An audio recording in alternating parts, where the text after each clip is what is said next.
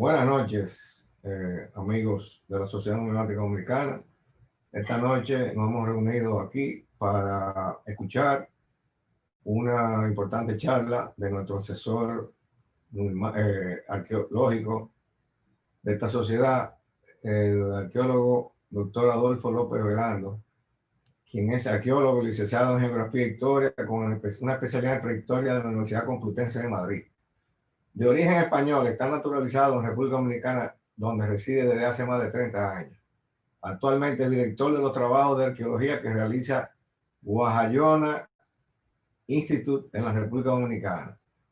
En su condición de arqueólogo, cuenta con gran cantidad de trabajos publicados por importantes instituciones científicas internacionales y nacionales, destacando, entre otras, la UNESCO, Museo del Hombre Dominicano, Instituto de Investigaciones Antropológicas de la Universidad Autónoma de Santo Domingo, Universidad de Alabama, Universidad de Salamanca, Asociación Internacional de Arqueología del Caribe y Academia de Ciencias de la República Dominicana.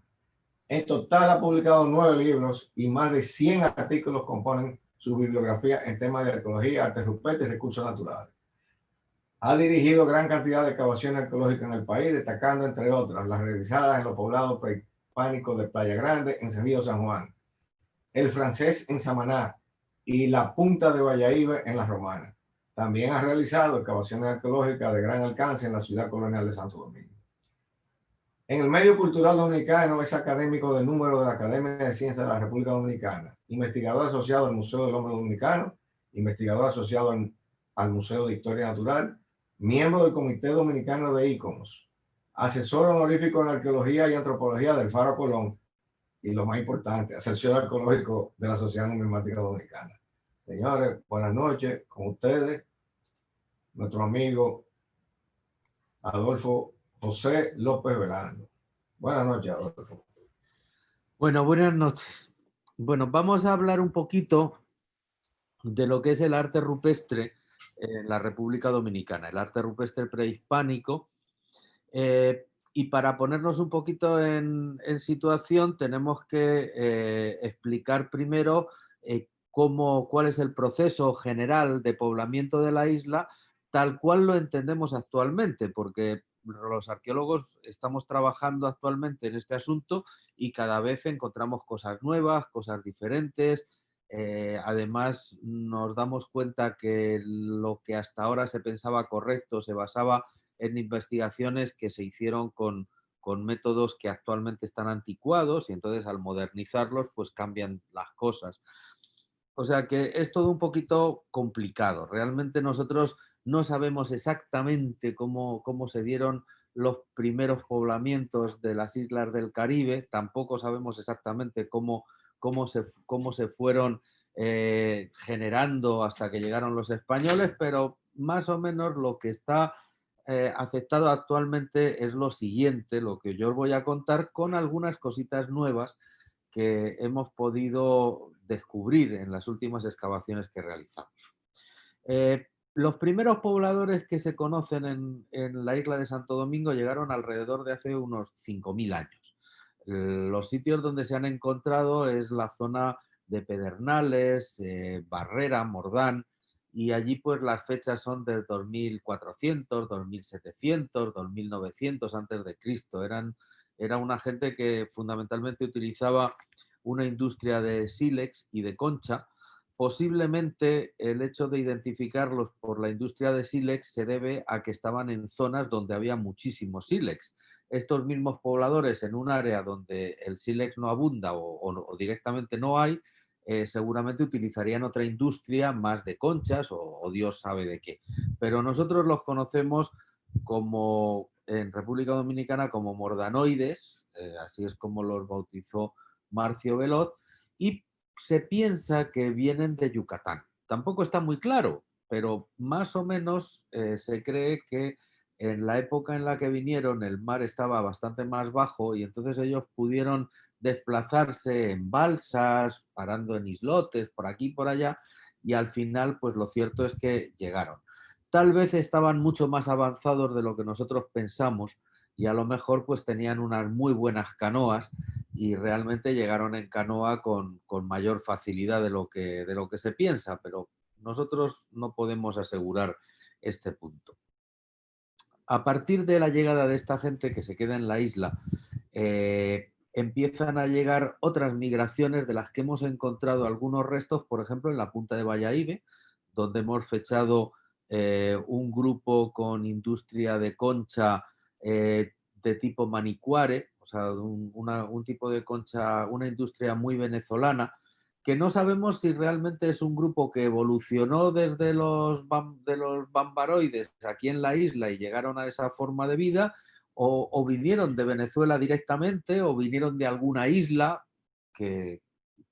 a la que habían llegado después de salir de Venezuela. No lo tenemos muy claro, pero yo me inclino más a que es una migración, que no es una evolución de la gente que vivía. Y ya tenían una cerámica muy sencillita, incluso encontramos hasta burenes. Y se fecharon más o menos eso, entre el 1200, 1600.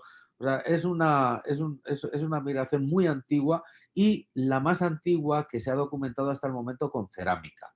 Hay otras muy antiguas también, como en la cueva de Berna, hacia el 700 a.C. Se han encontrado últimamente también cerámicas muy antiguas, de alrededor del año 1000 antes de Cristo en otros sitios, pero hasta el momento de manera muy puntual.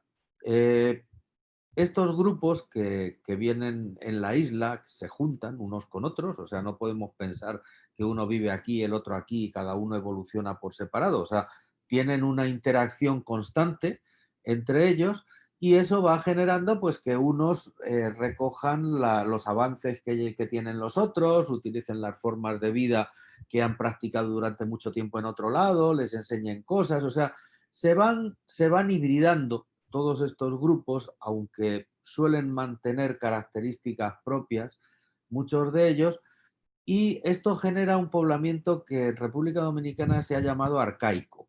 Se ha llamado arcaico por decirle de alguna manera, porque realmente no eran nada arcaicos, o sea, eran gente que se adaptaba muy bien a su ecosistema, que tenían soluciones muy inteligentes para poder vivir, o sea, eran gente realmente curiosa.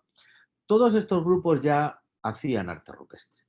Nosotros hemos encontrado arte rupestre asociado a los arcaicos, sobre todo en la zona de Barahona, en el Parque Nacional Jaragua, en el Parque Nacional del Este, en la costa este de la República Dominicana, y tenían un arte rupestre muy interesante que luego os enseñaremos. Estos grupos arcaicos, que andaban dispersos por toda la isla, empiezan a entrar en contacto con migraciones ya más organizadas. O sea, son grupos que vienen fundamentalmente de Puerto Rico y también de otras Antillas, pero no sabemos exactamente de qué Antillas, ni tampoco estamos tan seguros de que viniesen de Puerto Rico. Ahora es que se están haciendo estudios de ceramología para realmente identificar de dónde venían, y estos grupos se llaman saladoides. Se llaman saladoides porque el sitio más antiguo que se ha encontrado se localiza en la desembocadura en el curso bajo del Orinoco, en un sitio que se llamaba Saladero, que ya dicen que prácticamente ha desaparecido. Realmente tampoco es que esté muy claro que vengan de Saladero, porque yo he estado viendo las cerámicas de la zona y toda la zona esta del Orinoco tiene unos tipos cerámicos que son bastante distintos y los más similares a los saladoides no son precisamente los de Saladero, son de otro sitio también de la zona. Pero bueno, tradicionalmente se ha considerado que los grupos vienen de Saladero y que son saladoides y no vamos a inventar la pólvora.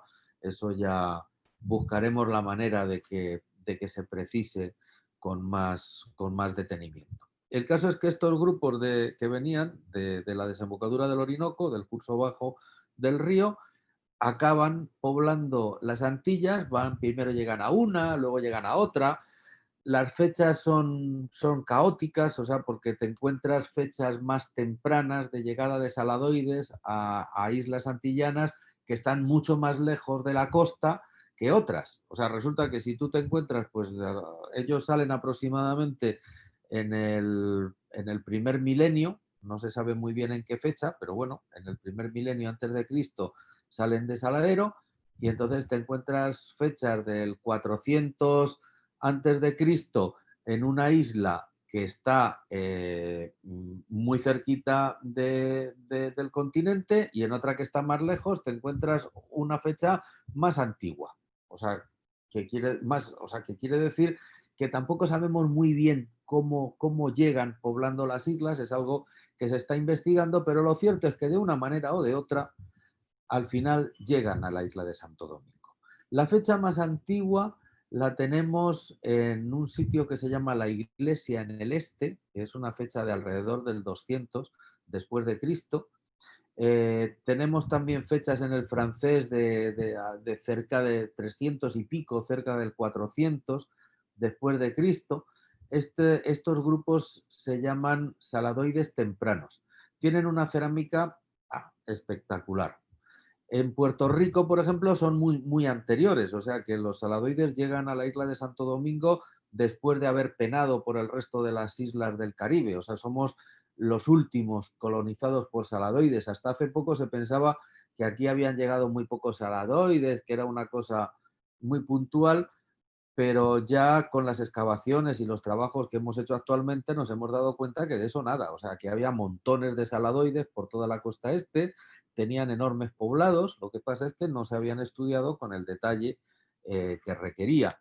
Y de hecho influenciaron terriblemente a las culturas arcaicas que había en la isla, y son los saladoides, o sea, el contacto entre saladoides y arcaicos son los que generan luego pues todos estos que conocemos como ostionoides dominicanos, que de ostionoide no tienen nada la mayor parte, son simplemente una hibridación entre saladoide tardío y grupos arcaicos de aquí. Y luego también el chicoide, ese sí que tiene realmente unas raíces ostionoides. Los ostionoides es un grupo coetáneo de los saladoides, pero que digamos que se desarrolla con mucha potencia en la isla de Puerto Rico. De eso, Ovidio, debe saber bastante más que yo. El caso es que cuando tú ves las cerámicas ostionoides de Puerto Rico, que tampoco se tiene muy claro cómo se generan, probablemente también se generen por una hibridación entre saladoides y arcaicos puertorriqueños, pero eso es una cosa que hay que estudiarla. O sea, yo no puedo decir eso con seguridad, pero sí apuntarlo por las cerámicas que he visto. El caso es que los ostionoides de Puerto Rico tienen una forma muy característica de decorar de las cerámicas, con unas cabecitas así de humanos que si las mueves se convierten en ranas, y unas cabezas espectaculares de murciélago muy realistas, muy bonitas, que luego encontramos aquí en República Dominicana como ostionoides puros en algunos sitios, porque también hay ostionoide puro en República Dominicana, yo lo he encontrado en varios lugares, o lo encontramos ya interpretado a la manera chicoide, que son las caritas esas famosas que se encuentran por todos los lados. Eso es, esas cabezas de murciélago estilizadas, eso es la cerámica chicoide dominicana, que tiene, o pensamos que tiene, su origen en el ostionoide puertorriqueño. Nosotros tenemos que ver la isla de Santo Domingo como algo muy unido a Puerto Rico. Bartolomé de las Casas nos decía que había un tráfico constante de canoas cruzando el Canal de la Mona, y realmente era verdad. O sea, no se puede entender República Dominicana prehispánica si no entendemos primero Puerto Rico. O sea, es algo muy interesante, y un gran error de los arqueólogos es centrarse solamente en una isla, desconociendo la que tienen al lado, porque es que eso les impide completamente entender realmente lo que está sucediendo. Estos grupos culturales ya cerámicos también hacen arte rupestre. Y del contacto de saladoides con arcaicos se generan las culturas locales, y se genera lo que se ha llamado taíno, que no es algo real, es un invento, porque es tratar de darle un nombre a un montón de grupos culturales que están viviendo en la isla cuando llegan los españoles. Es lo mismo que si nosotros llegáramos ahora, fuésemos Cristóbal Colón, llegásemos a Europa y a los franceses, a los ingleses, a los alemanes y a los italianos les dijéramos que son taínos y nos quedamos tan anchos. Efectivamente, tenían digamos, unas características comunes, incluso religiosas, míticas, su forma de vivir, pero a la vez también eran muy diferentes, tenían idiomas distintos unos de otros, tenían orígenes diferentes. Y estos taínos, que realmente son varios grupos culturales diferentes que viven en el mismo espacio geográfico, que es la isla de Santo Domingo, también hacen arte rupestre. Visto un poquito cuál es la, digamos, la progresión de lo que es la isla, o sea, aquí veis algunas cosas taínas, los taínos debían ser algo parecido a esto. Eh, Aquí podéis ver un mapa de la República Dominicana donde están marcados 240 sitios, 247 sitios con arte rupestre que hemos podido documentar. O sea, que se han publicado en periódicos, que se han publicado en libros, o sea, que sabemos que existen porque tenemos una base confiable. Hay muchísimos más, hay referencias de más de 500, pero realmente yo he recogido solamente los que puedo decir exactamente que dónde están y qué es lo que hay. Cada colorcito significa una escuela de pintura diferente, o sea, porque en República Dominicana tenemos varias escuelas de pintura, varias formas de hacer arte rupestre. Una es la que hemos llamado escuela geométrica, que es la que se asocia a los grupos arcaicos precisamente y que también tiene a veces figuras naturalistas, pero la mayor parte son muy geométricas. Aquí podéis ver esta pintura, por ejemplo, que es de una cueva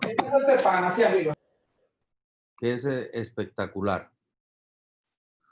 Después tenemos otra escuela que le hemos llamado Escuela de José María, de la que se han hecho 5 fechados. Lo que pasa es que no son fechados muy consistentes, pero nos hablan de poblaciones arcaicas, más que de poblaciones ya ceramistas avanzadas. O sea, nos hablan de antes de Cristo, aunque algunas fechas son de después de Cristo, pero por eso no está muy bien fechado, pero creo que es bastante antigua y además sigue patrones muy parecidos en muchos casos a la escuela geométrica.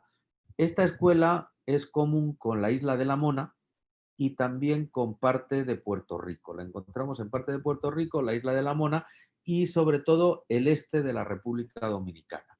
Solamente ha aparecido una cueva con este estilo de pintura que está en la costa norte, pero todo lo demás está muy limitado al este. Y luego tenemos lo que hemos llamado la Escuela de Borbón, que es un estilo de pintura ya claramente ceramista avanzado. De hecho, hace un par de meses conseguí que me dieran una fecha que sacamos de la Cueva de Borbón precisamente y nos dio 1200 después de Cristo. Y en Puerto Rico han hecho un trabajo excelente y han fechado pinturas de 7 cuevas, han hecho bastantes fechamientos y efectivamente este estilo de pintura que está muy presente en Puerto Rico da también las mismas fechas aproximadas que nos ha dado la fecha que hemos sacado en República Dominicana. O sea, son ceramistas ya de saladoide tardío taíno. Yo creo que es más taíno que saladoide tardío, pero por ahí anda. Vamos a ver. Después de las pinturas rupestres tenemos otro tipo de arte rupestre que es el petroglifo. Los petroglifos los tenemos también de dos tipos que están muy claramente diferenciados y les hemos llamado, por llamarlo de alguna manera, petroglifos murales, que son estos que veis aquí porque están en los muros en las paredes de las cuevas, en el muro, siempre suelen estar en esta posición vertical y Y bueno, básicamente estos son los principales tipos de petroglifos que podemos ver. Están extendidos por toda la isla. Rara es la cueva que no tiene algún petroglifo. Los indígenas santificaban las cavernas y siempre grababan alguna figura que los campesinos conocen como caritas, porque la mayor parte son caras, y que no tenemos nada claro qué es lo que significan.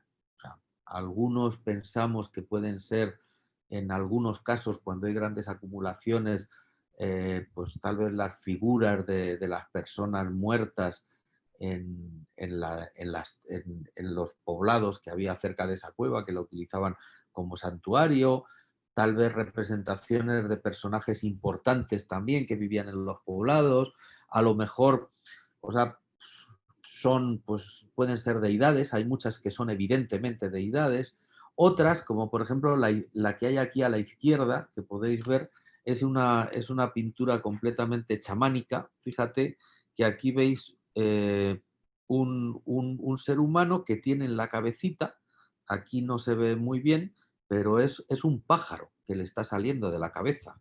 Aquí tenéis el mismo ser humano, o uno muy parecido, y aquí debajo tenéis el pájaro.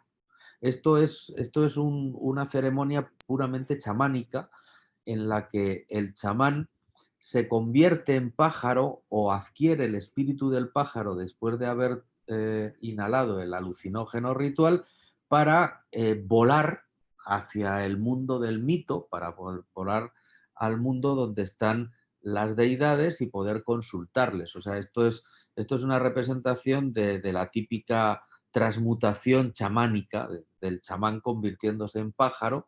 Esto es un hombre pájaro, se ve muy bien, para poder hablar con las deidades. Estas, pues la verdad es que no sabríamos identificarlas, pero realmente son espectaculares. Este es otro tipo de petroglifos murales. Esta carita que veis aquí, que le salen como unas cintitas de abajo, que está repetida aquí y se repite en multitud de cavernas, sabemos que es una deidad por ese atributo que tiene de esos lacitos que le salen del cuello, pero no sabemos cuál es. Ahora, sí sabemos que esta es una deidad, pues que se repite igual insistentemente en cantidad de cuevas. Después están los petroglifos que hemos llamado geométricos y que también están asociados generalmente a sitios arcaicos, muy arcaicos, y que además se parecen mucho a las pinturas geométricas arcaicas. Esas son los tipos de petroglifos, pero hay otro tipo de arte rupestre más que es completamente espectacular y que son los bajorrelieves. O sea, los bajorrelieves es escultura y hasta hace muy poco aquí en el Caribe no había una conciencia de que los taínos esculpían generalmente bajorrelieves, hay incluso algunos altorrelieves y tenemos bajorrelieves maravillosos como este, que es una diosa madre que tiene casi 70 centímetros de largo. Fíjate que está preñada y lo que han hecho ha sido rebajar la roca para representar los brazos, las piernas, la cabeza. La cabeza es una estilización de la cara de la lechuza. Este es otro símbolo que encontramos insistentemente en cantidad de cuevas, que es el culto a la lechuza, o sea, una deidad lechuza que generalmente es femenina. Y aquí tenemos pues una auténtica maravilla, que yo cuando la vi no me lo podía creer, porque es un bajorrelieve de una cara prehispánica en un conjunto de petroglifos prehispánicos que está ahí en una cueva perdida en la zona de Hernando Alonso y que realmente es una obra espectacular que no parece casi taína, o sea, parece más bien una obra saladoide, pero bueno, ahí está. Y esta otra cabeza, por ejemplo, que está en la zona de Pedernales, que está menos acabada que esta, pero que también es una auténtica maravilla. O sea, que es que los taínos o los indígenas prehispánicos de las Antillas mayores esculpían y además esculpían muy bien. Eso es lo que podemos hablar en cuanto a las escuelas y a los tipos de arte rupestre que tenemos.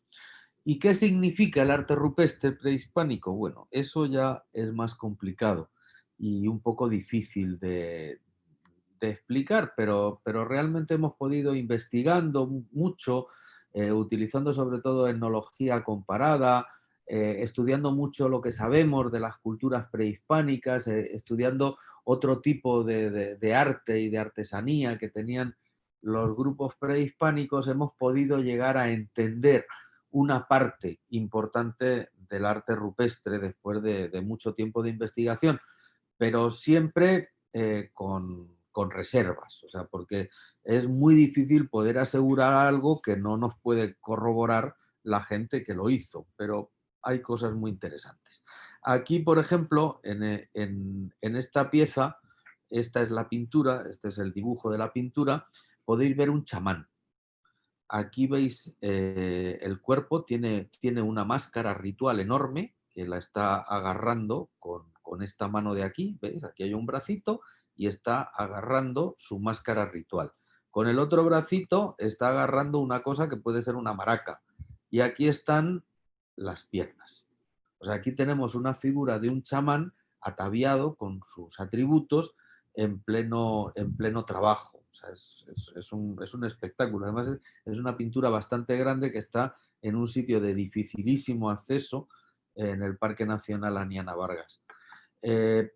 También es muy frecuente encontrar las figuras de chamanes en el proceso de inhalar el alucinógeno ritual, que es la coba. Ellos cogían la semilla de una plantita que se le llama yopo en el continente, donde todavía utilizan este tipo de alucinógenos, lo machacaban. Encontré una receta incluso en un libro en un relato de las casas, o sea, machacaban, cogían un lambí, lo quemaban, lo calcinaban, lo machacaban bien, cogían las semillas de la coba, que son muy duras, las machacaban bien y según Bartolomé de las Casas la mezclaban al 50% más o menos y la inhalaban y ahí es donde empezaba el viaje. Entonces, aquí podemos ver conjuntos de chamanes, y aquí seguramente no son chamanes necesariamente, pueden ser simplemente gente del poblado que parece que están sentadas tal vez en dujos eh, y que están inhalando el alucinógeno ritual para poder hacer el viaje y comunicarse con los dioses. Aquí estos señores que ya han inhalado el alucinógeno ritual ya se empiezan a convertir en pájaros. Entonces, aquí veis, por ejemplo, ¿ves el petroglifo que os enseñé antes? Aquí tenéis el dibujo, fíjate cómo el pájaro, fíjate qué cosa más impresionante, ¿eh? Está saliéndole o entrando literalmente en la cabeza del chamán. Aquí tenéis ya un chamán bailando ya convertido en pájaro, aquí tenéis los chamanes que ya se han convertido en pájaros directamente, este está inhalando ya también convertido en pájaro, o sea, es todo una cosa muy interesante. Y aquí tenéis el gran hombre pájaro, el gran chamán convertido en pájaro de la Huécara de Sierra Prieta, que es un petroglifo, fijaos qué carácter, qué belleza tiene esta obra, y es un chamán que ya está en pleno uso de sus facultades.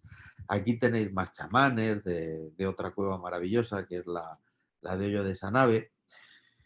Y otro de los temas recurrentes en el arte rupestre es la diosa madre. O sea, esta es una diosa madre que algunos pues la asociamos con la famosa Atabey, Atabeira, que se llamaba también Apito, Huacar, Zuimaco. O sea, era una deidad femenina que parece ser que se asociaba con el agua, tampoco está muy claro, pero bueno, según Arrom, era la madre de las aguas, y como queda muy bonito, pues ¿por qué no? Desde luego, algo que ver con el agua seguramente tenía. Es una deidad que en algunas ocasiones le ponen la cara de lechuza, en otras ocasiones no, por ejemplo, como esta. En esta, por ejemplo, tiene el sexo marcadísimo, siempre suele estar, muchas veces está preñada, es bastante frecuente encontrarla, y siempre está en una posición acuclillada, como si estuviese en trance de parir o en una posición ritual. Aquí veis el petroglifo original y los dibujos que hemos hecho para que se entiendan un poquito mejor. Otro de los temas recurrentes es la cabeza de lechuza, la lechuza o los ojos de la lechuza. Fijaos estos ojos de lechuza que tenemos aquí, qué cosa más impresionante. Aquí tenemos una lechuza maravillosa que la vemos así gracias al movimiento de las luces. O sea, si tú mueves la luz, no la ves tan clara, pero si tú mueves la luz como corresponde, esta es la imagen que te da de una lechucita que está en la cueva de la lechuza, como es natural, en la zona de Samaná. Esto está en la cordillera central, es impresionante. Y esto está en el este. Fíjate cómo han utilizado la formación, le han puesto los ojitos de la lechuza y esto parece como el cuerpo con las plumas de la lechuza. Este bicho tiene 1 metro de alto, o sea, es una cosa importante, es grande. Otra temática muy corriente son los gemelos siameses o los gemelos divinos, que son muy conocidos en todas las mitologías arahuacas, en el continente, en todos los lados. Son unos gemelos que suelen ser pues, los primeros pobladores de la tierra de los taínos, claro, de los indígenas. Generalmente nacen del vientre de la madre después de que ella ha muerto. En las mitologías continentales y lo que nos ha quedado de las mitologías indígenas aquí en el Caribe siempre nos hablan de una mujer embarazada que en algunas ocasiones viene directamente del cielo y se pierde en la tierra y siempre tiene un problema, se pierde, se muere y una vez muerto, pues un jaguar le rasga el vientre y nacen los gemelos, o en otra ocasión le abren el vientre con un hacha de piedra, en otra ocasión directamente una bruja la desgarra y salen los gemelos. Es un mito muy cruel y luego estos gemelos andan trasteando por la tierra haciendo todo tipo de desastres, pero generando, digamos, las cosas más importantes, pues se les asocia a la creación del cazabe, del pan de los indígenas, se les asocia a la creación del mar, se les asocia a cantidad de cosas importantes que luego los humanos aprovechan. Aquí tenéis más representaciones de los gemelos divinos en diferentes cuevas dominicanas y sitios. Y hay otro motivo recurrente que está relacionado con los gemelos divinos y con la diosa madre, y es el proceso del parto. Entonces aquí tenéis un típico parto, aquí tenéis otro, aquí tenéis otro, aquí tenéis otro donde el niño está completo, y fijaos cómo representan los labios de la vagina. Aquí tenéis una pariendo a los gemelos divinos, y aquí tenéis a una pariendo a los cuatrillizos, que es el mito precisamente que nos llega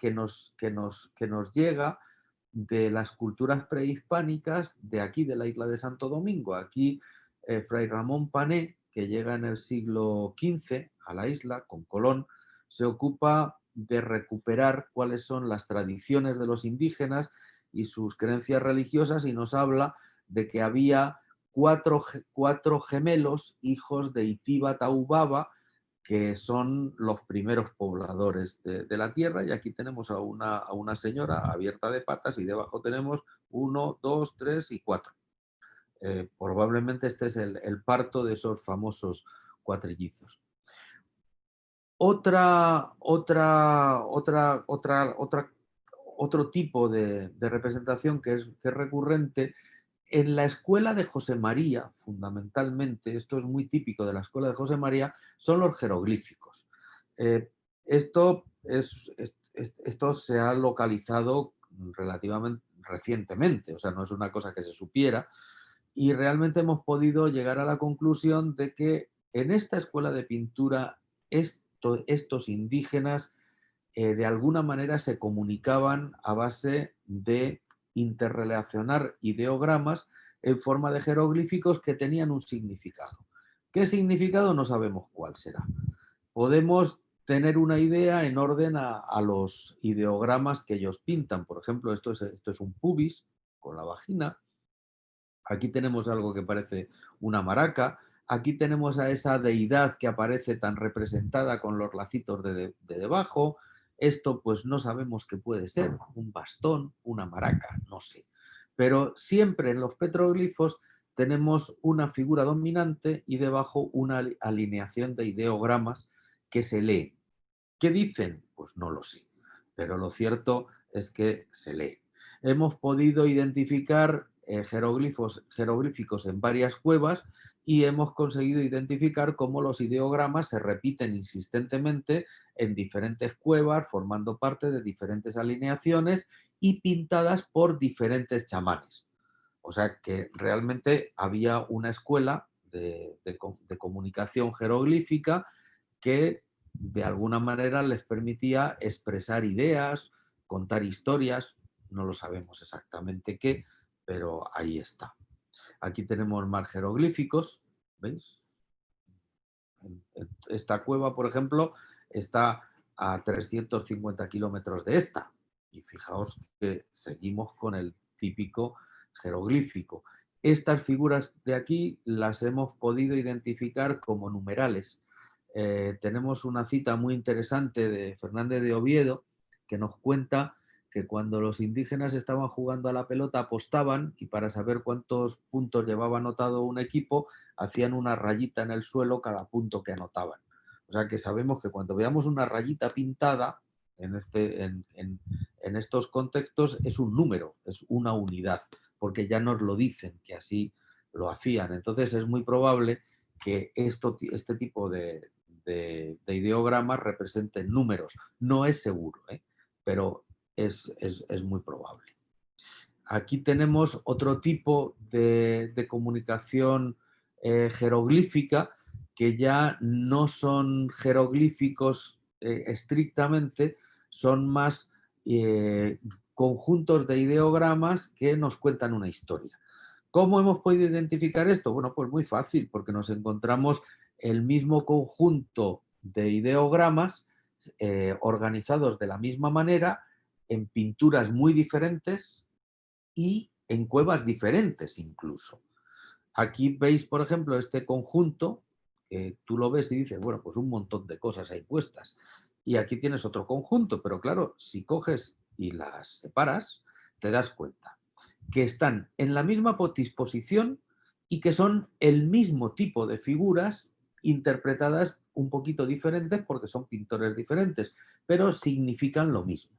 Entonces, podemos identificarlo como otro estilo jeroglífico que nos está contando una historia. Seguramente nos está contando una historia mitológica, pero ¿qué historia? Pues no sabemos. Otro tipo de representación que encontramos son representaciones relativas a lo que es el calendario. El calendario es algo fundamental. O sea, tú no puedes ser una agricultora si no dominas el calendario, porque si no sabes cuándo tienes que plantar, cuánto tiempo ha pasado para saber cuándo tienes que recoger las cosas, yo qué sé, si tú no sabes cuándo van a llegar las lluvias, si tú no puedes situarte en la época del año y de la manera más precisa que puedas, tú no puedes realmente sobrevivir como cultura agricultora. Entonces, evidentemente los indígenas tenían un calendario. Es más, Peguero nos explica cómo era el calendario taíno, posiblemente basado en un manuscrito, en documentos del siglo XVI, de finales del siglo XV o principios del siglo XVI, que se han perdido, porque con la precisión que nos lo explica Peguero, es imposible que se lo inventase. O sea, se estaba hablando de algo que había leído y documentos que seguramente se perdieron pues, cuando llegaron los franceses o los haitianos y quemaron todos los archivos, o cuando los quemó Drake, vete tú a saber, tantos documentos interesantes. ¿Cómo sabemos que son pinturas relacionadas con el calendario? Bueno, pues contando las rayitas, es muy fácil. Nosotros sabemos que los indígenas, además nos lo cuenta Cristóbal Colón también, con todo detalle, nos lo cuenta mucha gente, ellos se situaban en el tiempo en base a la situación de la luna. Y en toda la América prehispánica el calendario lunar tiene 13 meses. Entonces, cuando tú te encuentras una figura como esta, que tiene 13 rayitas y no 14 ni 12, 13 exactamente, y te encuentras otra al lado que también tiene 13, ya sabes que eso se ha hecho de manera intencional. Y el número 13 y en este tipo de pinturas, pues lo normal es que se refiere a la luna.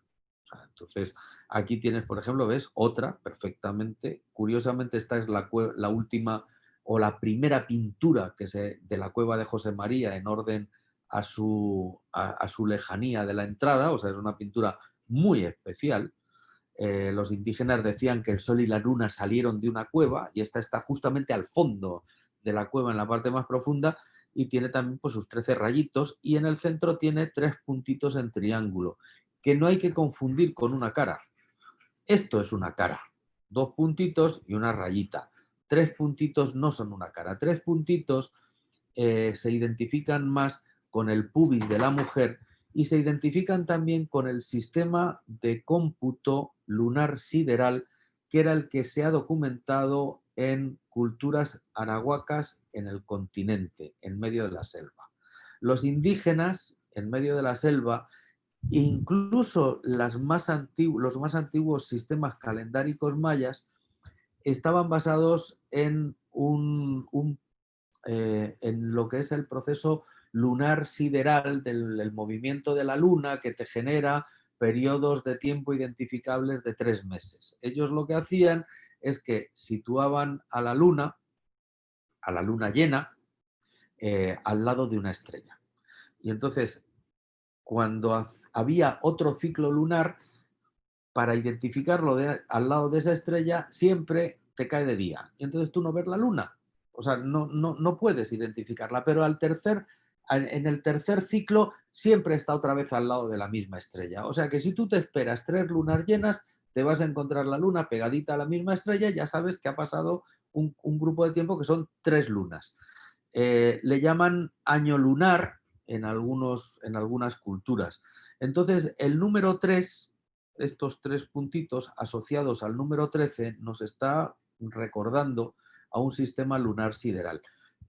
También tenían una forma de cómputo solar, o sea, ellos sabían cuánto duraba un año por el movimiento del Sol en el horizonte. Entonces, normalmente se cuadra el año lunar con el año solar en un año solar de 18 meses, de 20 días, y un año lunar de 13 meses, de 28, 29, 30 días, es un poco variable. Entonces hay muchas figuras que nos encontramos esta figurita justamente con 18 rayos. No sabemos si realmente es el Sol, pero muy probablemente sí lo sea. Lo que sí sabemos es que se refieren a temas lunares o solares y relacionados siempre con temas de calendario. Las aves son enormemente recurrentes, porque es que el ave es el principal asistente de los chamanes para poder viajar al otro mundo, aunque hay otros, ¿eh? Pero el ave es el principal. Por ejemplo, aquí veis unos pajaritos que están encima ¿de qué? Pues de un árbol. ¿Pero por qué sé yo que esto es un árbol? Porque fíjate que aquí tenemos un pájaro carpintero en otra cueva que está picoteando el tronco de un árbol. En otras cuevas, por ejemplo en Jamaica, en Potohol, nos encontramos lo mismo, nos encontramos siempre este tipo de dibujitos asociados a arbolitos. Entonces, cuando tú veas este dibujito sin un pajarito, ya sabes que están pintándote un árbol, porque esa es la forma que ellos tenían de dibujarlos. Son códigos que utilizan los artistas que les permiten saber de qué están hablando.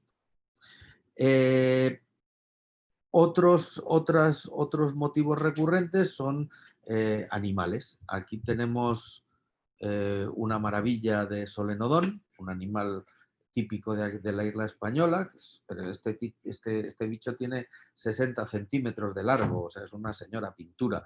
Y fijaros con qué detalle está hecho, las orejitas puntiagudas, las garras, el rabito apuntado, o sea, es este hocico. También tenemos perros en muchas posiciones, es algo también bastante frecuente. Y también encontramos muchos murciélagos. Fijaos qué maravilla de murciélagos, tanto sean grabados en la roca como pintados. También tenemos muchos animales marinos. Esto es una belleza de delfín que está pintado en las cuevas de Borbón. Aquí tenéis tiburones que están pintados en la cueva del ferrocarril, en los Haitises.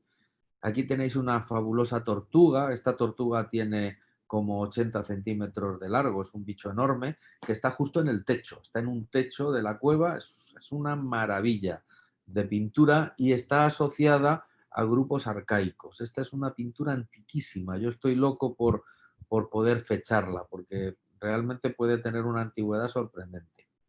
También encontramos maravillosas máscaras rituales como estas, que las tenemos en la cueva de Hoyo de Sanave, son bellísimas. Y tenemos algunas pinturas, o sea, muy interesantes. Aquí veis cómo hemos podido reconstruir la pintura original utilizando programas de computadora. Y esta es una de las raras representaciones antropomorfas que encontramos en pinturas claramente arcaicas. Es muy bonita porque esta pintura tiene varios colores, o sea, tiene blanco, tiene negro, tiene rojo. Es una pintura muy interesante. También hay pinturas que nos mueven más a tiempos ya del contacto. Esta es particularmente interesante y os llamará mucho la atención a los numismáticos, porque fijaos, esta monedita, que es una monedita acuñada en Sevilla, 1505, esta concretamente la encontramos en las excavaciones de Playa Grande, en un contexto indígena, o sea que los indígenas tenían esta monedita, la usaban, la tenían, yo no sé para qué, pero realmente era un tipo de moneda que nos consta, porque que la conocían porque lo hemos sacado en las excavaciones arqueológicas. Y tenemos esta pintura que es de una de las cuevas de Borbón que se fechó, que se fecharon pinturas en la misma área ya en el año 1200 y pico, o sea que digamos que son pinturas relativamente modernas. Y fíjate cómo la F de Fernando la tenemos aquí, tenemos una F. O sea, yo nunca he visto esta pintura en ningún lado. Pero es que fíjate que las letritas que van rodeando la moneda, pues aquí tenemos una cosa como que parecen letritas. No lo son, pero evidentemente lo parecen y están puestas así como alrededor. Y estos circulitos aquí, no sé, como que te recuerda demasiado a lo que es una moneda española. Y para un indígena, una moneda de cobre, que es un metal sagrado, traída por los españoles en los primeros tiempos del contacto, era algo que realmente valía la pena, pues, digamos, plasmarlo en un lugar sagrado. Tal vez esta pintura tenga algo que ver con lo que es una de las primeras monedas, bueno, la primera moneda que se acuñó para ser utilizada en América. Bueno, aquí tenéis una de las grandes cuevas que tiene más de 1200 pinturas, que está en el este. Es la cueva con más pinturas que haya hasta el momento reportada en todo el mundo. O sea, no hay en el mundo una cueva con una cueva. O sea, no estoy hablando de un farallón, de un abrigo. O sea, una cueva cerrada, profunda y oscura, que tenga más pinturas que la cueva de José María. De hecho, la cueva de José María tiene muchas más que la que más tiene. O sea, la que más tiene no llega ni a 1000 pinturas y la cueva de José María tiene más de 1200. Es una auténtica maravilla y fijaos qué pinturas. O sea, no es cualquier cosa. Esto tiene 60 centímetros de envergadura y está en el techo de la cueva. O sea, es una fragata volando encima de la cueva. Fijaos qué maravilla de panel. O sea, son de una belleza exquisita y además una factura muy moderna. O sea, aquí debajo le pones, por ejemplo, Tapies, la firma de Tapies y cuela. O sea, es una pintura de una modernidad increíble. Aquí tenéis, ves, maravillosas pinturas. Fijaos el tamaño, son increíbles. Esto lo hemos asociado con un grupo de deidades de la que nos hablan los taínos, del dios supremo que era Yaya, su mujer y su hijo que lo mató y colocó sus huesos en una calabaza. Entonces aquí tenemos un hombre con un falo, evidentemente, tenemos una mujer y tenemos el cadáver de otra figura. Son figuras las más grandes de la cueva, metidas en un rincón escondido que te tienes que tumbar debajo para verlas. O sea, tiene una carga ritual brutal. O sea, y realmente probablemente sea esta la famosa tríada de deidades taínas. Aquí tenemos, fijaos qué maravilla de pinturas que tiene la cueva de José María, son bellísimas. grandes paneles con animales pintados, el murciélago, la tortuga, una rana. Esta rana tiene los ojos, los han hecho poniéndole pegotes de barro. O sea, han utilizado lo que es la pintura y el bajorrelieve. Paneles inmensos, esto tiene 14 metros de largo y pinturas de casi 1 metro de altura. Esto es también, la cueva de José María es una auténtica maravilla del arte rupestre a nivel mundial. Fijaos la cantidad de pinturas que hay por todos sitios. Esta es otra de las grandes maravillas del arte rupestre mundiales, o sea, que es la cueva de Hoyo de Sanave. Tiene 300 y pico pinturas, pero de una calidad impresionante. Aquí, por ejemplo, tenemos lo que probablemente sea un jaguar, no creo que sea un perro, por el tipo de orejitas, por el tipo de cola, por el tamaño, por todo, por la forma de las patas, lo largo del cuerpo. O sea, esto en cualquier sitio de Sudamérica es un jaguar y seguramente aquí también lo sea, no porque aquí hubiese jaguares, sino porque ellos venían de Sudamérica, traían esta tradición y a lo mejor hasta alguna piel de jaguar llegó en las canoas, vete tú a saber. Aquí tenemos los gemelos siameses, aquí tenemos un pájaro. O sea, esto es toda una historia mitológica. El jaguar en el continente suele ser el que rasga el vientre de Itiba Taubaba y el que rescata y el que cría a los gemelos divinos. Entonces es mucha casualidad encontrarte los gemelos divinos, el jaguar, y aquí otra figura que también suele estar dentro de lo que son los mitos. O sea, al jaguar siempre le acompañan otros personajes que suelen ser animales, porque en el tiempo del mito los animales y los humanos convivían e interactuaban. Fijaos qué belleza también de la cueva de Hoyo de Sanave. Esto está en lo alto de la cueva, más paneles de la cueva. Esta es una representación muy interesante porque es la única canoa que hemos encontrado pintada en el Caribe hasta el momento. Aquí podéis ver un remero con su remo, la canoita, el otro remero remando, y aquí pues llevaban algo. Es curioso porque cuando veis las fotografías de las canoas en el Amazonas, se ve en los montoncitos de la carga, la suelen llevar en el medio, seguramente para darle un poquito de estabilidad a la canoa. Aquí tenéis más pinturas de la cueva, más pinturas de la cueva de Yosanave. Bueno, básicamente el mensaje es que el arte rupestre es una obra maestra del genio humano. O sea, nosotros tenemos que entender que el arte rupestre de la República Dominicana es uno de los grandes legados artísticos que tenemos, porque es lo primero que realmente, la primera muestra de sensibilidad artística, y no solo artística, o sea, porque es arte y es mito. O sea, es arte, es cultura, es arte y es relato. O sea, es algo interesantísimo. Es lo mismo que cuando entramos a una iglesia y nos encontramos con un tipo clavado ahí en una cruz, ahí en la pared, con una señora ahí llorando debajo, ¿no? O sea, son grandes obras de arte, pero que tienen además un significado religioso que cuando estás en esa cultura lo entiendes perfectamente. Digo, uy, eso es, mira, Jesucristo, la Virgen María llorando, lo entiende hasta un niño, hasta un niño. Pues posiblemente el arte rupestre indígena, todo esto que hemos visto, pues sería lo mismo. O sea, cualquiera lo podría entender perfectamente, y lo que para nosotros es un misterio insondable, pues para ellos era algo totalmente cotidiano y sencillo. Los artistas, además, tenían que tener mucho callo para preparar los pigmentos, pintarlos. Fijaos que además hay escuelas de pintura. O sea, identificas la escuela por el tipo de pintura, porque unos enseñan a otros. O sea, el arte rupestre no se hace a lo loco. O sea, es algo que requiere de mucho trabajo y de mucha preparación. Eh, es un testimonio impresionante de cómo vivían, de qué tenían, de sus creencias, de sus costumbres. Si cuando nosotros consigamos leer más, porque conforme cuanto más sabemos, más entendemos, podremos sacar una cantidad de información enorme. De hecho, ya la estamos sacando del arte rupestre.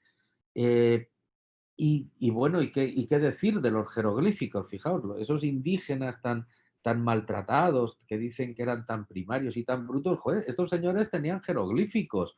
Y lo mismo que los aztecas, o sea, los aztecas no tenían escritura, tenían jeroglíficos, o sea, ellos, todos los códices aztecas son códices jeroglíficos igualitos que los taínos, lo que pasa es que, bueno, los suyos están más elaborados, son más complejos, ellos conocían una forma de plasmarlo que no era simplemente un muro de una cueva, estaban más avanzados, evidentemente, pero los indígenas de aquí habían llegado a unos niveles de cultura realmente importantes que tenemos que reconocer y hasta el momento todavía no se reconocen mucho.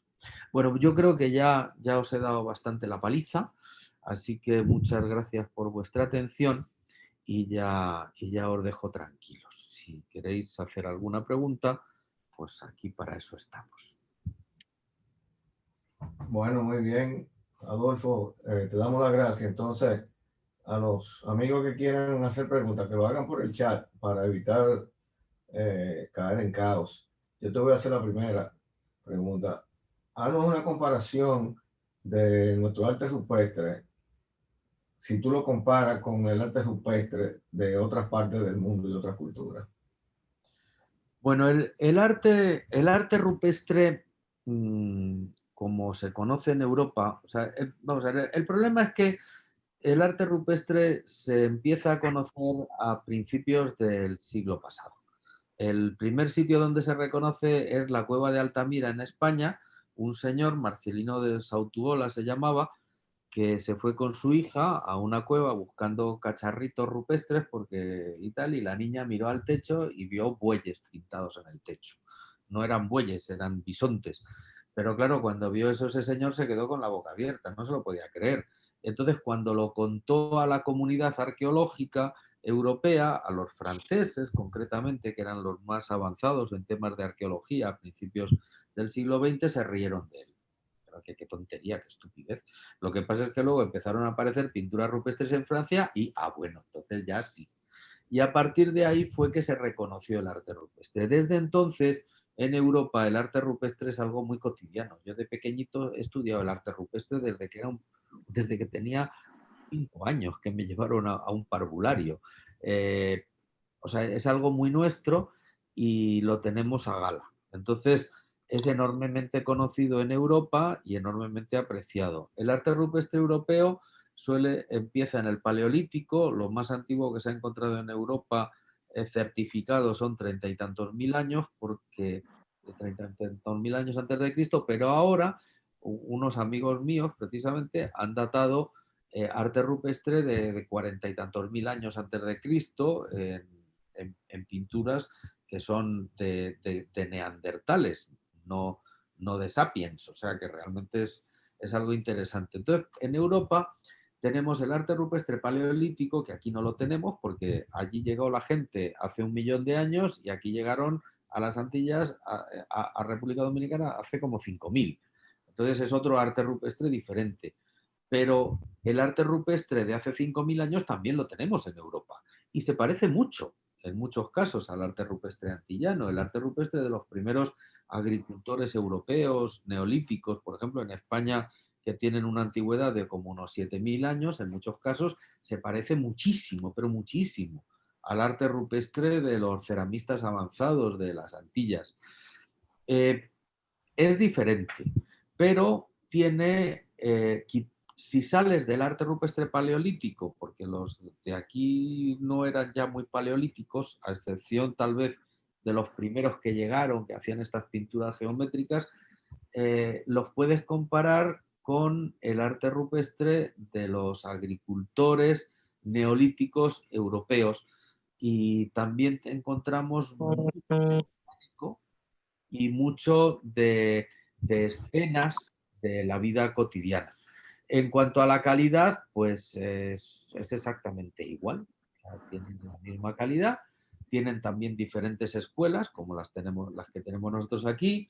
La abundancia es también muy similar. La abundancia en República Dominicana es enorme, en España y en Italia, en Francia. O sea que sí tiene un paralelo muy, muy claro con el arte rupestre de Europa y en general del resto del mundo. Adolfo, aquí el compatriota José Octavio Busto, hace 60 años, más o menos, tuve la oportunidad de visitar Altamira varias veces. Pues yo soy de Villaviciosa, Gijón, y hacíamos excursiones cuando permitían entrar en la cueva de Altamira, Tito Bustillo, por allá por el norte, y me pareció una cosa verdaderamente fantástica. Y ahora mismo con esto que tú me dices, oye, te felicito, me sacaste de 40.000 ignorancias que yo tenía y todavía las tengo, desde luego, pero que agradezco mucho tu charla y que estamos aquí en Puerto Rico a tu disposición para si algún día vienes, tanto vídeo como yo, me imagino, y otros amigos que tenemos por aquí, que podremos quizá pues, conocernos, ayudarte. Así que muchas gracias. Aquí estoy para lo que gusten mandar. Os haré una visita cuando vaya a Puerto Rico después del Por COVID. favor, sería muy interesante.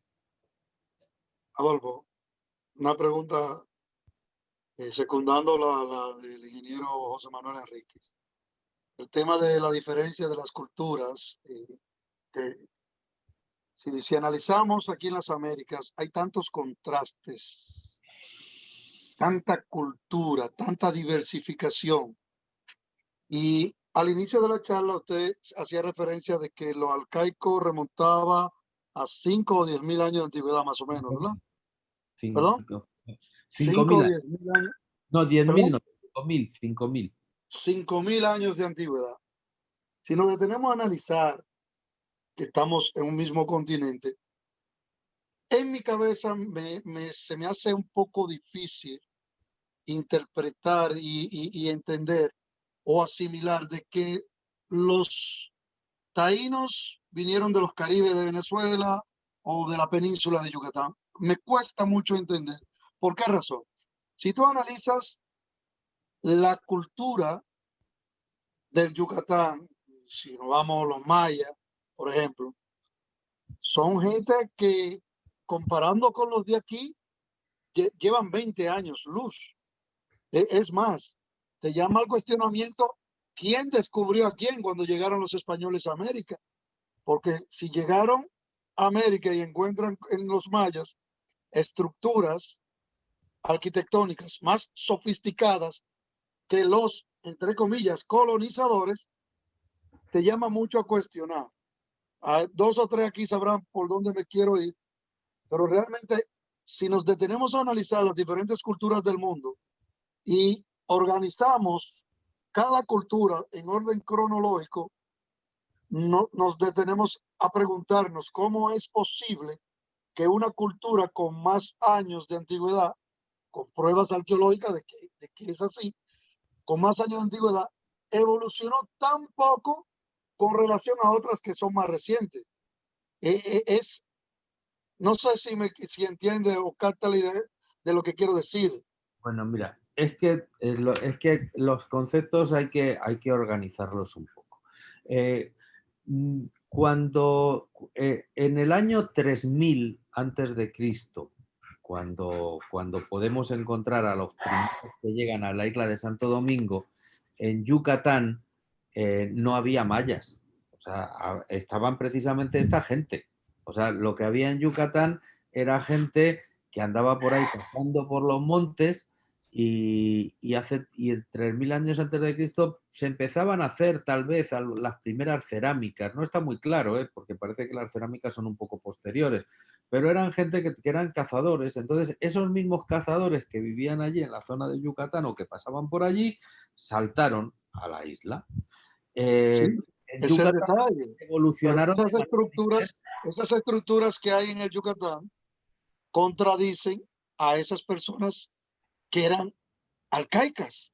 Pero A eso que yo me quiero referir. es que las estructuras que hay en Yucatán se fechan en el año, creo que es los más antiguos, creo que están alrededor del 600 antes de Cristo o una cosa así. O sea, son de mediados del primer milenio antes de Cristo. O sea, son enormemente posteriores. Ahí es cuando empiezan a aparecer los mayas.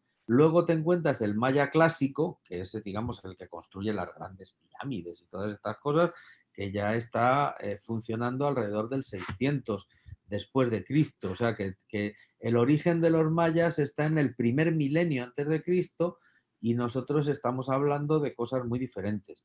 Entonces, Exactamente. no tiene... Cuando los mayas están ya operando en Yucatán, probablemente tuvieron algunos contactos, pero contactos bastante esporádicos y tal vez comerciales incluso, pero no grandes contactos. O sea, yo estoy seguro que los mayas sabían que aquí había unas islas donde vivía gente y que la gente de aquí sabía que había un continente donde vivía otra gente con otra forma de vida, pero realmente no había un contacto directo. O sea, entonces no podemos, solamente podemos asociar entre lo que son las culturas continentales y nuestras culturas insulares, ya en época bastante más reciente, algunas costumbres, incluso algunas piezas 50.000 hay. que hemos encontrado aquí en las Antillas. José Manuel, por ejemplo, No, no. Saquen eso cuando vayan. Ustedes vayan, saquen. Cierran la cuenta. Precisamente. No, tienen que dar un poder, pero que ese poder yo no quiero que tenga modelo aquí. Hay alguien que está hablando, una señora, no sé. Precisamente por las tan diferentes culturas, si nos detenemos a analizar, no solo a nivel de América, sino mundialmente, todas las culturas antiguas tenían algo en común. Tenían a quien adorar. Siempre tenían una deidad que la representaban y la plasmaban, independientemente de una cultura y otra. Muchas coinciden con esas deidades, tienen similitudes en sus expresiones. Pero yo noto que aquí, en la cultura taína, se expresa mucho el búho. Sí. Se expresa mucho el búho. Yo me pregunto, ¿qué tan común era el búho o la lechuza en ese entonces aquí? Pues muy común, actualmente lo es. O sea, yo me he encontrado en las cuevas, al lado de los petroglifos, me he encontrado lechuzas vivas, en muchas ocasiones además. O sea, la lechuza es muy común. Yeah. Hay un libro muy bonito de Manolito García Arévalo que habla de la lechuza y del búho en la cultura taína. Hay cosas estudiadas muy interesantes. Ok, Bernabé Ramos tiene una pregunta.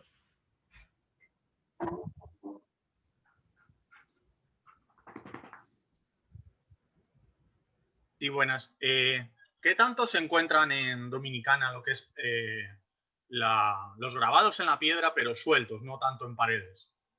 ¿Y qué tan común es? Bueno, es bastante común, tanto en República Dominicana como en Puerto Rico. Ellos grababan en las piedras, petroglifos en las piedras, y son exactamente iguales que los que te encuentras en las cuevas. En las plazas ceremoniales es el sitio donde más abunda este tipo de arte, y hay una en Puerto Rico que se llama Caguana, que tiene unos grabados en las piedras que forman la plaza ceremonial impresionante. Las plazas ceremoniales eran espacios que o bien estaban en el centro de los pueblos o bien estaban en grupos en medio del monte donde se reunían indígenas de diferentes poblados para celebrar ritos. Entonces, las plazas suelen ser rectangulares la mayor parte, aunque hay algunas incluso redondas. Están delimitadas por alineaciones de piedras más o menos grandes, algunas muy grandes, o sea, que pueden medir más de 1 metro, y en algunas plazas se graban petroglifos en las piedras, o sea que es bastante común encontrarlos. ¿Y se pueden visitar esas cuevas o están ya como tipo lo de Altamira, que ya lo prohibieron? Ya no bueno, lamentablemente en República Dominicana puedes meterte donde te dé la gana, prácticamente porque no hay un control efectivo. La cueva de José María, las que están dentro de áreas protegidas donde hay algún tipo de vigilancia, como por ejemplo en el Parque Nacional del Este, pues es más complicado. Pero tú te cuelas en el parque y te metes donde te dé la gana y nadie te va a mirar. No es colarme. Si se va como turista, ¿se puede visitar? Si se va como turista, tú puedes visitar las cuevas del Parque Nacional Los Haitises, que son muy interesantes y además es muy bonita la visita. Puedes visitar las cuevas de Borbón, que están aquí en San Cristóbal, que tienen mucha pintura también. Y puedes ir a otros sitios donde hay arte rupestre, como el Charco de las Caritas, que está ahí creo que es en Vicente Noble, me parece, cerca de la frontera con Haití. Puedes visitar, se pueden visitar algunas cuevas. Fundamentalmente las que más visitación tienen son las de los haitises y las de aquí de Borbón. Antes se visitaba mucho la cueva del Puente en el Parque Nacional del Este, pero ya prácticamente no hay visitas a esa cueva. Hay otra cueva visitable que es la cueva de Berna, que está también en el Parque Nacional del Este, pero prácticamente dentro del pueblo de Boca de Yuma.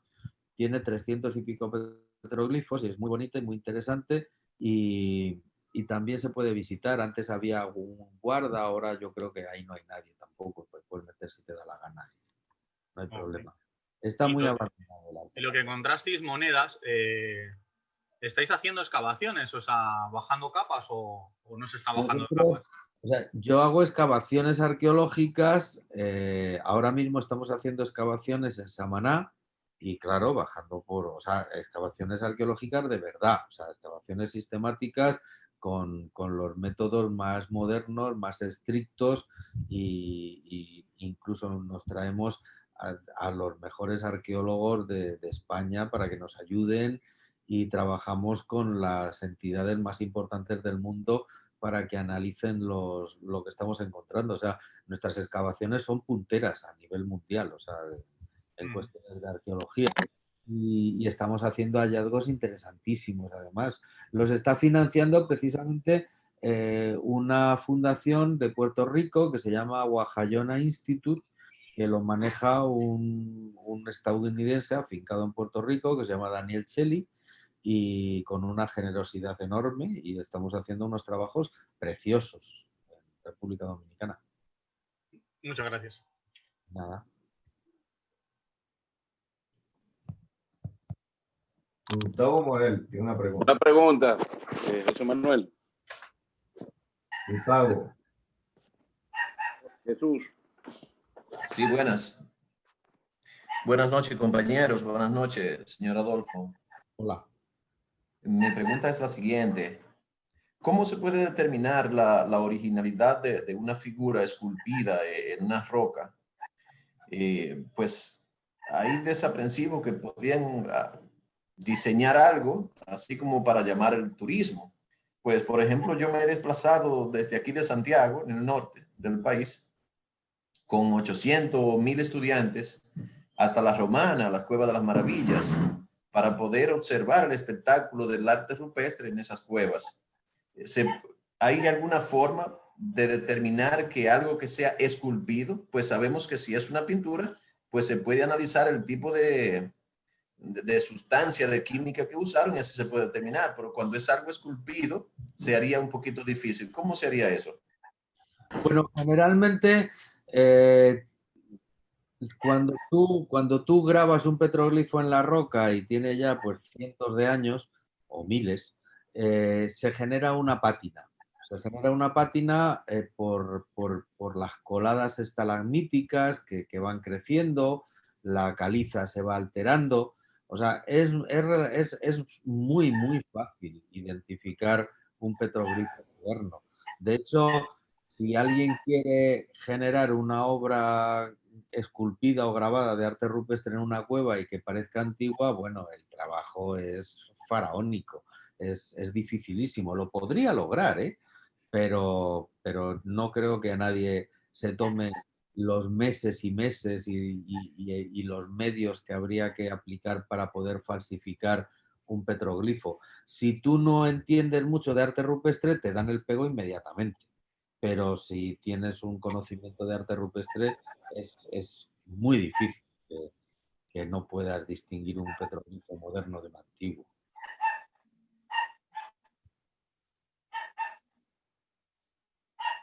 Creo que Jesús Mentero tenía una pregunta también. Sí, correcto, buenas noches. Con respecto al arte rupestre, y dado que hay concordancia en las etnias taínas y creo que es araucanas, arahuacas, perdón. ¿Se ha encontrado en esas etnias arahuacas algún tipo de este tipo de arte rupestre en zonas más remotas, ya continental, próximas? Sí, incluso hay antropólogos que han podido hablar con los chamanes y que les han dicho los chamanes lo que significaban los petroglifos, claro que sí. Que ahí es que podemos quizás hacer una conexión de los jaguares, quizás con esas etnias que vinieron de Colombia y luego pasaron a Venezuela. Tal vez pudiera Bueno, ser. Hay muy poca información sobre el significado de arte rupestre orinoco-amazónico moderno. Hay algo, pero muy poquita. Lo que sí que podemos identificar son los mitos. O sea, hay grandes recopilaciones de mitos arahuacos, no arahuacos, pero bueno, de la misma área, de las culturas de selva, de las cuencas del Orinoco y del Amazonas. Fundamentalmente, pues la más grande la recogió Levi Strauss, que tiene 3 tomos recogiendo mitos y mitos y mitos, tratando de entender un poquito cómo se estructuran esos mitos, o sea, de dónde nacen, o sea, digamos que él analiza más la cuestión, utiliza la cuestión lingüística para entender un poquito el proceso de creación de todas estas mitologías. Entonces, estudiando esos mitos y estudiando los mitos que se han recuperado, que los recuperó Fray Ramón Pané en el siglo XV de los indígenas de la Española, nosotros podemos extrapolarlos y entender un poquito cómo cosas del arte rupestre. A veces encontramos enormes similitudes entre un mito y pinturas rupestres. Y los mitos continentales son sumamente similares a los mitos que tenían aquí en las Antillas, porque es que eran la misma gente. O sea, es lo mismo que si yo qué sé, pues las diferencias que pueden haber entre un cristiano, un protestante, un ortodoxo, o yo qué sé, o sea, cambian un poco lo que son los conceptos religiosos, los mitos, pero la base suele ser la misma.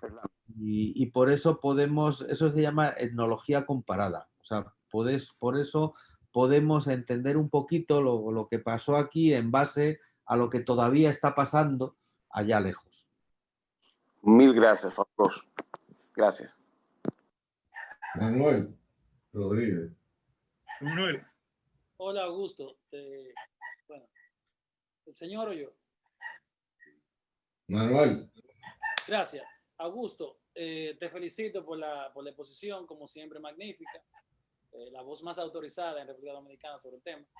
Y mi pregunta es, porque nunca te he escuchado, por lo menos yo, y sé que te has referido a eso, ¿cuál es tu opinión sobre el famoso brazalete que apareció en el país, que tú conoces, que se le hizo los estudios correspondientes, más avanzados que existe en la tecnología, en la materia, y que se ha llegado a la conclusión de que constituye un mapa redactado o realizado por los taínos de la isla sobre el Caribe, y que a través del mismo se identifica la posibilidad, no, si no se concluye en que era el trazado de cómo se comunicaban entre islas, etcétera, etcétera, entre otras conclusiones científicas que se llegaron. Y me imagino que tú sabes a lo que me refiero, ¿verdad? Sí, sí, claro. Okay. Bueno, mira, el brazalete se hizo un estudio de traciología, que es el estudio de estudiar los grabados para saber si son modernos, antiguos y tal. Lo hizo uno de los mejores traciólogos que hay en Europa, que Daniel Chelly se lo trajo aquí, y que es arqueólogo de altísimo nivel y está especializado en traciología sobre concha, además. Y él se trajo su microscopio, todo, y nos dijo que no había duda ninguna de que era antiguo y que además tenía 2 etapas en su fabricación. Había una primera etapa antigua y sobre esa etapa antigua se volvió a grabar también en época muy antigua. O sea, estamos hablando de muchos cientos de años. También se dató y dio una fecha sorprendente del segundo milenio antes de Cristo. Y se dató en 2 sitios. Se dató en Puerto Rico, perdón, se dató en Europa, lo llevaron gente de la Universidad de La Sapienza, y se dató también en Beta Analytic. O sea que realmente el brazalete es antiguo, los grabados son antiguos, todos son antiguos. Si tú coges y superpones los puntitos que hay sobre un mapa del Caribe, realmente es sorprendente, o sea, porque es que coincide con prácticamente todas las islas, o sea que es mucha casualidad. Luego tiene una serie de rayitas, tiene una serie de claves y tal. La pieza es auténtica, es antigua, salió de allí del francés. Está en un museo de Guananico, sabemos de dónde salió exactamente, y Daniel Celli ha hecho unas investigaciones mediante las cuales identifica, pues no solamente que las islas, que representan las islas del Caribe, sino otra serie de datos como son pues vientos, corrientes, puntos que orientan al norte, al sur. ¿Cuál es mi opinión? Pues yo creo que es muy probable que sí, o sea que es, vamos, más que probable, o sea que es una pieza que identifica de alguna manera islas del Caribe. Es una pieza muy rara porque este tipo de brazaletes yo no he visto ninguno más igual. O sea, es una pieza sorprendente en cuanto a su antigüedad y su rareza. Y bueno, ya luego todos los detalles precisos de que si es el norte, el sur, el viento, tal, eso ya está más en las manos de la persona que ha hecho el estudio. Yo no me atrevería a aseverar un sí o un no a ese detalle. Probablemente lo sea. Cuando él saque su libro y lo explique con todo detalle, bueno, pues pasará lo mismo que con las interpretaciones de las pinturas y de los petroglifos, que probablemente sea así, pero mientras no tengamos un chamán que nos diga exactamente era así, siempre vamos a entrar en el campo de la duda. Ahora, indudablemente ese brazalete es una herramienta, posiblemente sea una herramienta náutica, y lo más probable es que Daniel tenga razón en la mayor parte de las teorías que ha elaborado en base a la pieza. Gracias. It's 9:30. Muy bien. Si alguien tiene otra pregunta, que estamos casi despidiendo. José Manuel, ¿me escuchan? Sí, señor. Sí, nada, me tengo que retirar ya mismo. Simplemente quiero felicitar a Adolfo por esa presentación que ha hecho bien panorámica y cronológica y expositiva, con material y con ejemplos de su trabajo en la República Dominicana. Eso es uno de los aspectos siempre más difíciles de la arqueología, porque requiere mucho trabajo de campo, mucho trabajo de dibujo, documentación fotográfica, catalogación y codificación. Así que le deseo mucho éxito en su trabajo y confío que prontamente pues haya resultados de interpretación que ayuden a esclarecer muchos de los enigmas de la arqueología antillana. Muchas gracias, Ovidio. A ver si nos vemos por ahí por Puerto Rico. Bueno, tenemos este problema. Confiemos en Dios que pronto pues haya nuevamente comunicación entre todos, porque mientras existe esta amenaza sobre la humanidad, pues el trabajo de campo, el trabajo de contacto con los demás compañeros del Caribe, pues está obstaculizado en estos momentos. Pero nada, me tengo que retirar, tengo unos asuntos que atender, así que mucha suerte y un saludo muy afectuoso a todos. Un abrazo, Ovidio. Un abrazo. Adiós, Ovidio.